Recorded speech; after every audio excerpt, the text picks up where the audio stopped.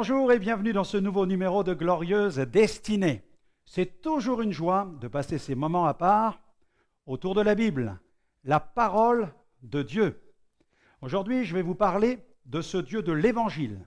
Il est tout-puissant et il a envoyé Jésus le Messie, celui qui est capable de ressusciter les morts. Alléluia! J'ai intitulé notre sujet du jour « La procession triomphale » et je vous invite à prier. Seigneur, merci pour ce temps passé avec toi maintenant autour de ta parole. Et je te prie pour tous ceux qui dans le monde nous écoutent, là où ils sont, quels que soient les pays où ils se trouvent, qu'ils soient devant un ordinateur ou un poste de télévision, Seigneur, nous te prions de te révéler avec puissance. Manifeste ta puissance de résurrection.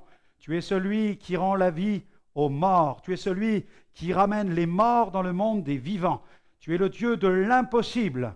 Alors nous te prions de manifester ta toute-puissance en guérissant, en délivrant, en répondant aux différents besoins, en manifestant ta gloire, mais surtout en transformant des vies afin que ceux qui nous écoutent entrent pleinement dans leur glorieuse destinée. Au nom de Jésus, Amen. Amen. Amen. Alors avant d'ouvrir la Bible, j'aimerais aussi qu'on écoute un ami, un chanteur évangéliste que j'aime beaucoup, et il s'appelle Philippe Decourroux. Et il nous interprète avec Jonathan un chant plein d'espoir. Le titre de cette chanson, c'est « Il y a toujours quelqu'un ». Si vous pensez que tout est fichu, eh bien sachez que Dieu n'a peut-être pas encore dit son dernier mot. Allez, on les écoute.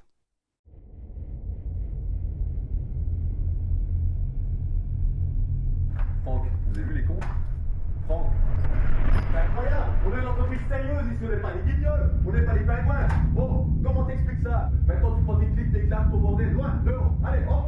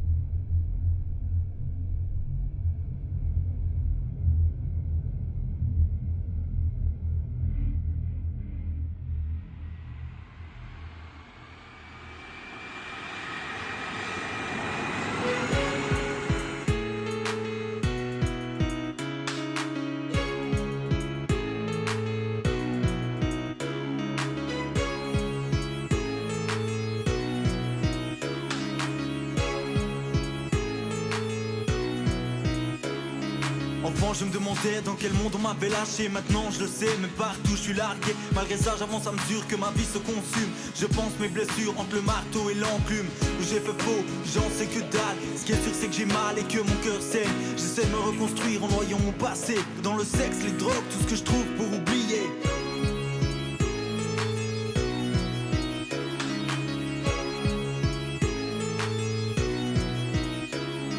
Si la vie pas fait de cadeau, si la chance trop souvent a décliné tes rendez-vous, si l'envie d'abandonner le bateau a fini par te mettre à genoux,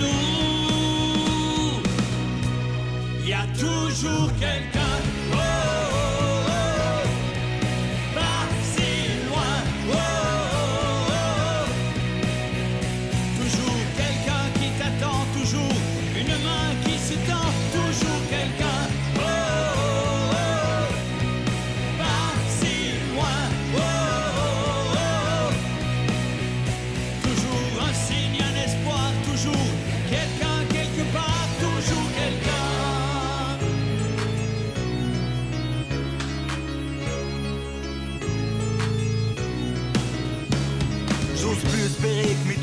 paraît que les démons qui me font face en auront marre de s'acharner. Tous m'exaspèrent, j'en peux plus tellement je souffre et je replonge dans l'enfer. Quand je veux sortir je gouffre, mes peurs m'isolent. Je suis seul, j'ai plus personne, j'ai trop besoin d'aide et tout me dit abandonne. Je trouve pas de remède et autour tout déconne. Pour moi plus rien n'a de sens et mon cas est une urgence.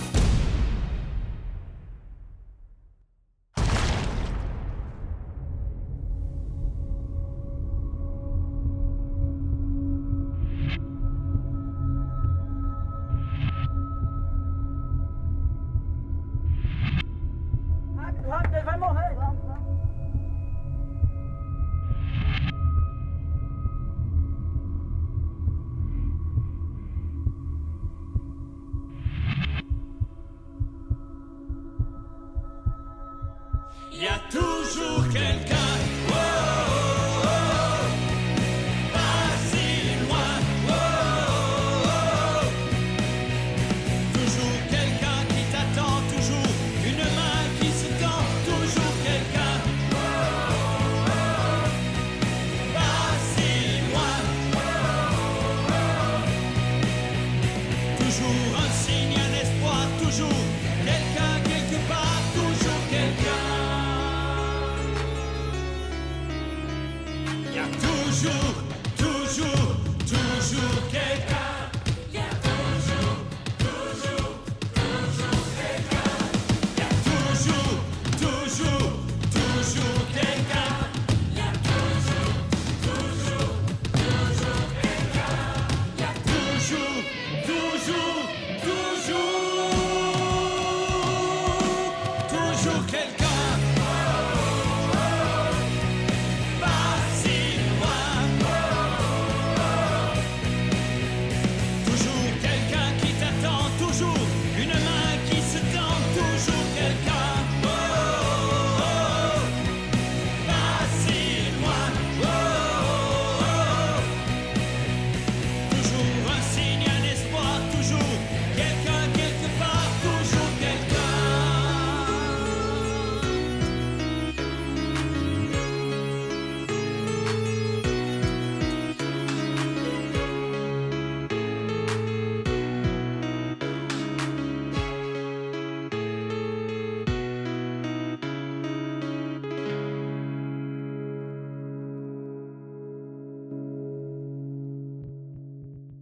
Gloire à Dieu. Il n'y a pas de situation désespérée.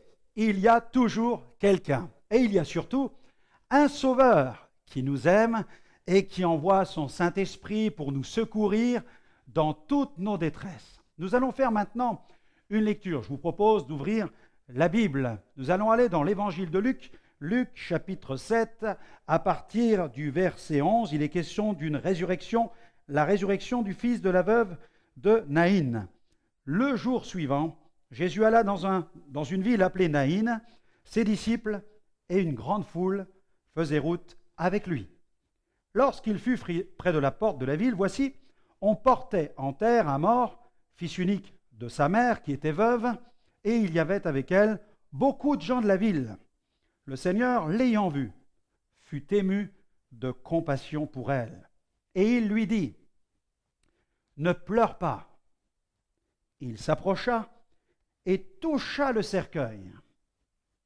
Ceux qui le portaient s'arrêtèrent et il dit, « Jeune homme, je te le dis, lève-toi. » Et le mort s'assit. Il se mit à parler et Jésus le rendit à sa mère. Tous furent saisis de crainte et ils glorifiaient Dieu, disant, « Un grand prophète apparut parmi nous et Dieu a visité son peuple. » Cette parole sur Jésus se répandit dans toute la Judée et dans tout le pays d'alentour. Amen, amen, alléluia. Les cortèges qui suivaient Jésus étaient de véritables processions triomphales. Ils étaient constitués d'une foule de miraculés. Quelle ambiance, quelle liesse. L'atmosphère était comme électrique. Il y avait des possédés libérés, des lépreux purifiés, des malades et des infirmes guéris. On pouvait entendre des cris de joie. On dansait. C'était la fête de l'Évangile. Le muet parlait, le sourd entendait, l'aveugle voyait, le boiteux marchait. Mais la plus grande joie qui remplissait les cœurs était celle de ceux qui avaient reconnu en Jésus leur Sauveur et leur Seigneur. Ceux-là étaient réconciliés avec Dieu. Leur âme avait trouvé la paix et une joie immense jaillissait de leur cœur. La foule avançait avec Jésus. Jésus à la tête de la foule. Tout cela au rythme des tambourins et des danses. J'assiste à ce genre de procession triomphale dans certains pays lorsque Jésus ressuscité manifeste sa puissance en confirmant la bonne nouvelle de l'Évangile. Ceux qui ont expérimenté un miracle essaient de se frayer un chemin dans la foule pour atteindre l'estrade, rendre témoignage et élever devant tous le nom merveilleux de Jésus. Dieu confirme sa parole par des actes de puissance afin d'être glorifié par tous. Certaines personnes se demandent pourquoi elles ne sont pas guéries. La nature de la foi y est parfois pour quelque chose. En Afrique, pendant une campagne, les guérisons avaient été si nombreuses. Des écoles avaient été réquisitionnées pour accueillir tous ceux qui avaient parcouru de longues distances pour venir écouter la parole de Dieu. Certains restaient sur le terrain du stade toute la journée, attendant la réunion du soir. C'est la foi active qui permet de recevoir les grâces que Dieu veut donner. Les résultats ne sont pas les mêmes dans les pays riches, matérialistes, où les personnes souffrantes n'osent pas sortir de chez elles pour aller écouter un prédicateur parce qu'il pleut ou parce qu'il fait froid. En Amérique latine, il m'est arrivé de prêcher sous une pluie battante. L'auditoire et les nombreux malades restaient en place et ils continuaient à m'écouter. Dans le cadre de son ministère terrestre, Jésus a abondamment guéri. C'est un fait certain. Et il est ressuscité. Il peut encore guérir. Il est vivant. Ne craignons donc pas de faire agir la foi. Jésus guérissait, mais il n'était pas un guérisseur. Mais alors, pourquoi faisait-il des miracles? Il accomplissait des miracles afin de donner des preuves physiques pouvant illustrer les réalités spirituelles et invisibles. En effet, au ciel, écoutez-moi bien, au ciel, il n'y aura plus de souffrance, plus de maladie, plus d'infirmité, plus de deuil, plus de larmes. La procession sera éternelle et la gloire du Seigneur sera manifestée en Jésus. La Bible l'affirme. Nous avons été appelés à la célébration de la gloire de Dieu. Alors, chaque miraculé est une preuve physique, une illustration vivante des réalités spirituelles invisibles et éternelles. Les miracles doivent nous conduire à regarder plus haut. C'est pourquoi Jésus guérissait beaucoup de malades. Par là, il voulait que les foules lèvent leurs yeux vers leur Créateur, vers leur Sauveur, vers leur Seigneur. Ne perdons pas de vue qu'au ciel, la guérison sera totale. Les premiers chrétiens vivaient dans l'attente du retour imminent de Jésus. Même leur formule de politesse utilisée pour les salutations en portait la marque. Ils se saluaient en disant « Maranatha », c'est-à-dire « Jésus, reviens ». 318 fois. Dans les 260 chapitres du Nouveau Testament, il est question du retour de Jésus, soit un verset sur 25. Lorsque Jésus enlèvera son Église, la procession sera glorieuse. Tous les rachetés seront attirés à lui. Ils revêtiront l'incorruptibilité, l'immortalité. La Bible dit que les saints seront glorifiés. Ils seront pleins de force. Cette histoire de la résurrection du fils de la veuve de Naïn nous donne en quelque sorte un avant-goût de la procession glorieuse à laquelle tous les rachetés participeront un jour, au jour de l'enlèvement de l'Église. Mais avant cela, il y a une procession silencieuse. C'est ce que nous voyons dans ce récit. Le récit biblique nous apprend que le cortège funèbre était à la porte de la ville. Une bonne partie du parcours avait déjà été accomplie. Maintenant, le cercueil quittait peu à peu la ville en direction des sépulcres. Habituellement, ils étaient creusés dans les rochers en dehors de la cité. La porte de la ville, c'était un endroit de grand passage et d'une grande agitation.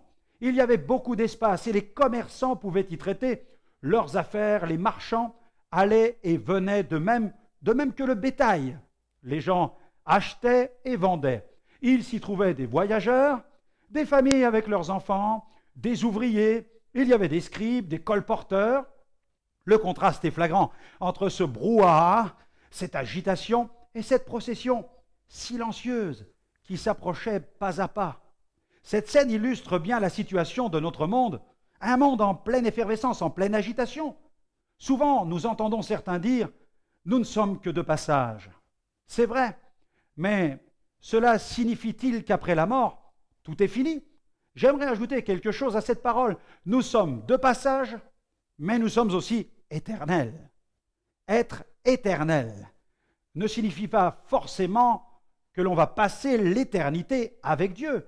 Chaque être humain est une créature éternelle, mais après la mort, la Bible dit, vient le jugement. Dans Hébreux 9, verset 27, la Bible dit, « Et comme il est réservé aux hommes de mourir une seule fois, après quoi vient le jugement. » Juste après la mort, l'esprit retourne à Dieu qui l'a donné, et c'est à ce moment précis qu'une forme de jugement s'exerce déjà. Comprenez bien cela.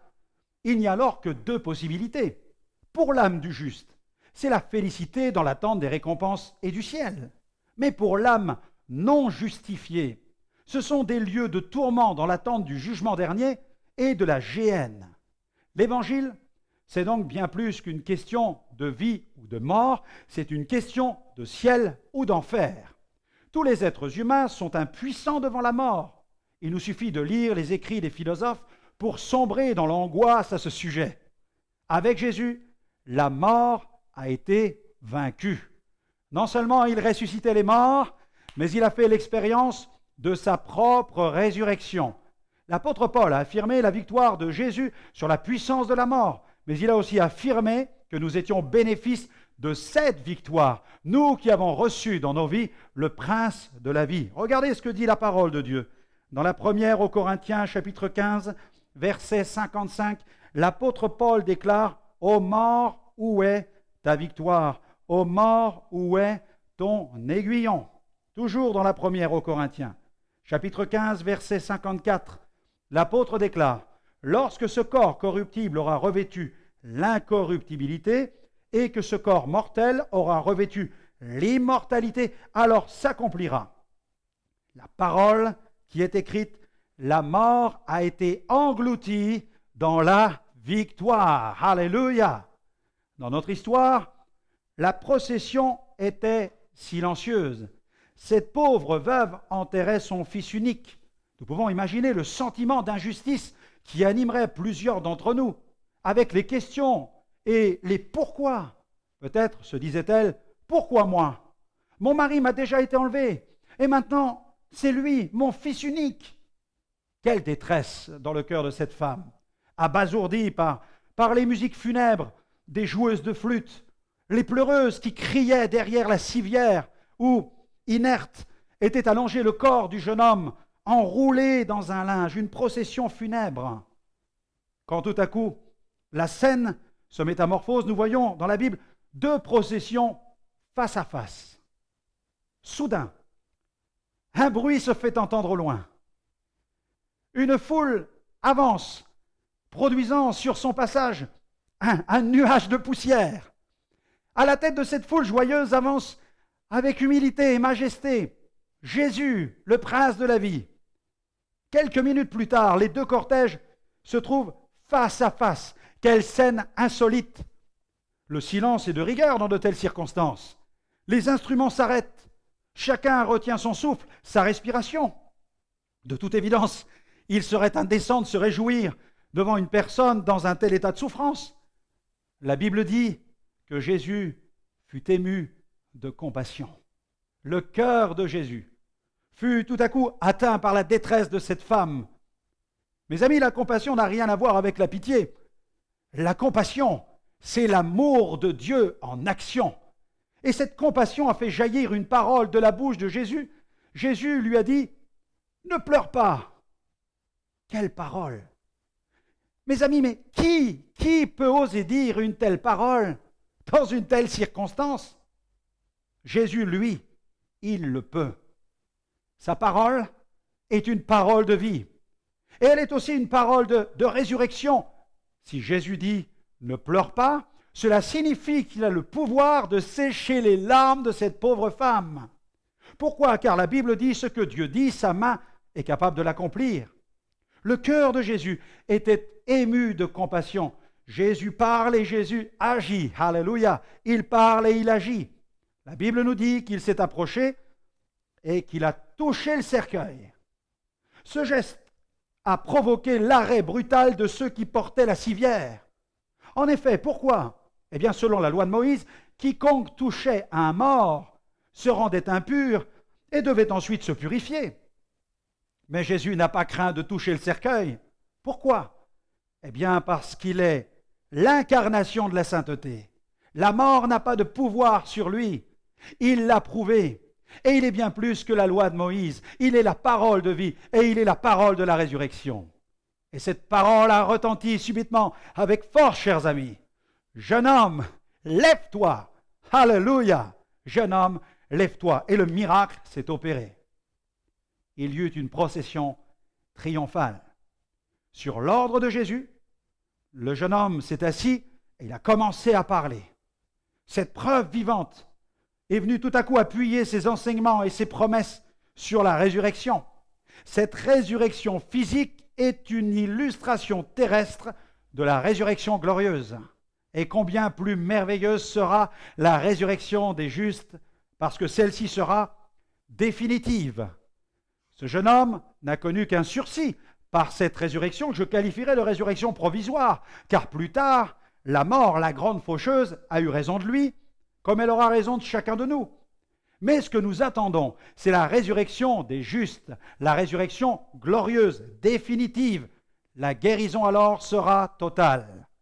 Alors les deux processions fusionnent pour donner naissance à un nouveau cortège, un seul cortège, la procession de Jésus, qui vient tout à coup d'augmenter en volume et en intensité. Un nouveau miraculé vient de gagner les rangs. Des femmes, des hommes, vêtus de vêtements de deuil, se réjouissent, chantent et se mettent à danser. N'est-ce pas extraordinaire? Les musiques funèbres se transforment en musique victorieuse. Les pleureuses éclatent de joie. La veuve est consolée. La mort est vaincue. Le récit rapporte que Jésus le rendit à sa mère. Jésus est venu pour nous ramener à Dieu. Écoutez-moi bien, Jésus est venu pour nous rendre ce que le diable nous avait ravi par la chute dans le péché. La communion avec Dieu a été rompue. L'homme a perdu la paix, il a perdu la joie, l'amour, la santé. Et la Bible nous enseigne qu'il a connu la mort. Mais par l'Évangile, Dieu nous restitue ce qui nous a été volé par l'ennemi. Par la réconciliation avec Dieu, grâce au sang versé sur la croix, les péchés sont pardonnés, ils sont purifiés. L'homme retrouve la paix, la joie, l'amour, la santé et la vie. En accomplissant ce miracle, Jésus a ouvert les fenêtres du royaume éternel de Dieu. Les habitants de Naïn ont été tous saisis de crainte et la Bible nous dit qu'ils ont glorifié Dieu. Par ce miracle, Jésus a atteint son but, que son Père soit glorifié. La foule a confessé qu'un grand prophète venait de se lever. Cette résurrection ramenait à sa mémoire d'autres résurrections accomplies dans le passé par les prophètes, Élie et Élisée. La foule a voulu voir dans cette résurrection comme un signe prouvant que Jésus était un nouveau prophète envoyé de Dieu. Mais Dieu voulait lui montrer quelque chose de plus grand. Ils avaient devant leurs yeux bien plus qu'un grand prophète. Ils avaient Jésus, la parole faite chair, le Fils éternel de Dieu. Que dit la parole de Dieu dans le livre des Actes au chapitre 10 et au verset 43? Il est écrit « Tous les prophètes rendent de lui le témoignage que quiconque croit en Jésus, que quiconque croit en lui, reçoit par son nom, c'est-à-dire le nom de Jésus, le pardon des péchés. » Amen. Ce récit est rempli d'une profonde espérance et d'une profonde consolation pour tous ceux qui souffrent et qui placent leur confiance dans le Seigneur. Nous qui croyons en Jésus, eh bien nous ressusciterons.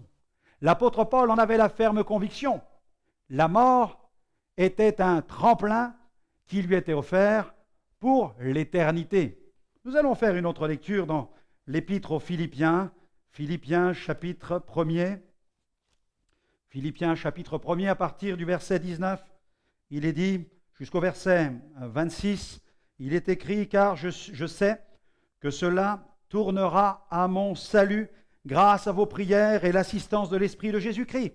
Selon ma ferme attente et mon espérance, je n'aurai honte de rien, mais maintenant, comme toujours, Christ sera glorifié dans mon corps avec une pleine assurance, soit par ma vie, regardez ce que dit l'apôtre, soit par ma mort. Car Christ est ma vie, et mourir m'est un gain. Mais s'il est utile pour mon œuvre que je vive dans la chair, je ne saurais dire ce que je dois préférer. Je suis pressé des deux côtés, j'ai le désir de m'en aller et d'être avec Christ, ce qui, de beaucoup, est le meilleur. Mais à cause de vous, il est plus nécessaire que je demeure dans la chair. Et je suis persuadé que, et je sais que je demeurerai, que je resterai avec vous tous pour votre avancement et pour votre joie dans la foi, afin que, par mon retour auprès de vous, vous ayez en moi un abondant sujet de vous glorifier en Jésus-Christ. Gloire à Dieu. Alors j'espère que cette nouvelle émission vous aura fait du bien. N'hésitez pas à nous retrouver sur notre site internet. Il suffit de taper l'URL www.gospelvision-international.com. Vous pourrez y retrouver de nombreuses émissions en replay. Que Dieu vous bénisse. À très bientôt. Toujours, toujours quelqu'un. Il y a toujours quelqu'un. Il y a toujours quelqu'un. Il y a toujours quelqu'un. Il y a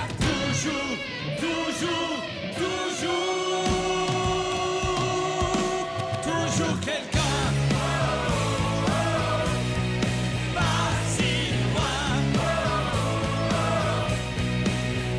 Toujours quelqu'un qui t'attend, toujours une main qui se tend, toujours quelqu'un. Oh, oh, oh. Pas si loin. Oh, oh, oh. Toujours un signe, un espoir, toujours quelqu'un quelque part, toujours quelqu'un.